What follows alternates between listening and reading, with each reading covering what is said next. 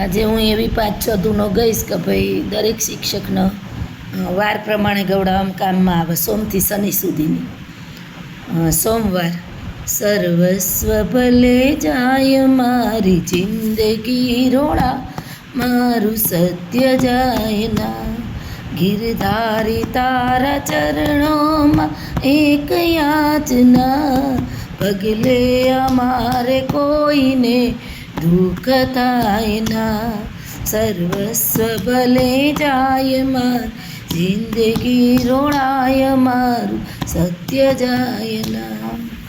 બાળકોના ધૂન પહેલાં સમજાવવી પડે. મેં સમજાવી છે કે ભાઈ ગાંધીજીનો આમાં એક ગુણ છે કે ગાંધીજી પહેલાં જૂઠું બોલ્યા હતા, પણ જ્યારે એમને પોતાની ભૂલની રિલાઇઝ થઈ પછી સત્ય બોલ્યા તો મર્યા ત્યાં સુધી એમણે સત્ય પકડી રાખ્યું હતું. અને સત્યમેવ જયતે આપણો રાષ્ટ્રીય મંત્ર છે.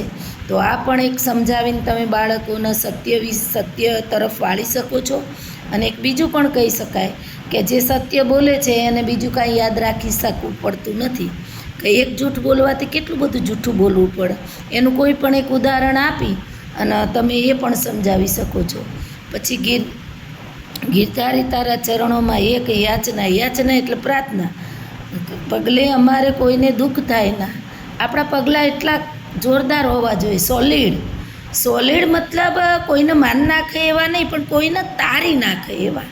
આપણા જવાથી કોક રાજી થઈ જાય, કોક ખુશ થઈ જાય. કે ફોન કરીને મને ઘણા એમ કે બેન ક્યારે આવશો. તો આ આપણી એક વેલિડિટી છે કે આપણા માટે લોકો રાહ જુએ છે.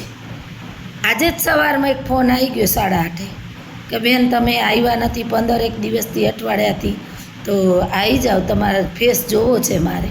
અને મને પણ એવું થાય કે ઘણા અંતરંગ નજીકના વ્યક્તિઓ હોય તો હું અઠવાડિયે રવિવારે ટાઈમ કાઢીને હું એ બધાના ફેસ જોવા તો જાઉં. એ બાયું છે, બધી મારી બેનપણીઓ છે, બધી અભણ છે, બધી સાવ નીચલી કક્ષાની છે, પણ ગૃહ કાર્યમાં ઉત્તમ છે એ, અને બીજી બધી બાબતોમાં ઉત્તમ છે. કોઈ કપડાં વેચે છે, કોઈ પાર્લર કરે છે, તો અને અમુક તો મારી જોડે બોણી કરાવે. બોલો, તો આટલા પગલાં શું હોવા જોઈએ આપણા કે ભાઈ બોણી કરાવવા નથી કહેતી હું, પણ આપણા જવાથી કોઈને આનંદ થાય, આપણી કોઈક રાહ જુઓ. અને જો વગર જોઈતા જ આ વળી ક્યાં અતારમાં આવી ગયો, ધી બગાડી મૂક્યો, પછી તમે ક્યારે જાઓ એના બાના એ લોકો ગોતો. આ આપણી જાતનું અપમાન છે. આત્મસન્માન, જાતનું સન્માન. પહેલું તમને આત્મસન્માન હોવું જોઈએ, આત્મવિશ્વાસ પ્રબળ હોવો જોઈએ. ભગવાને એમને એમ નથી મૂક્યો. તમે વિચારો તો ખરા કે ભગવાને આપણી ઉપર કેટલો વિશ્વાસ મૂક્યો. ત્યારે આપણને આ દુનિયામાં એક માણસ તરીકે મોકલે. માણસ જ એક એવી વ્યક્તિ છે, વસ્તુ છે, પ્રાણી છે જે હસી શકે છે, જે બોલીને સંવેદના પ્રગટ કરી શકે છે, જે ચિત્ર દોરી શકે છે, જે નાચી શકે છે, જે કૂદકા મારી શકે છે, જે આત્મવિશ્વાસ પ્રગટ કરી શકે છે, જે ચંદ્ર ઉપર પહોંચી ગયો. કાળા વાળનો માનવી કંઈ પણ કરી શકે.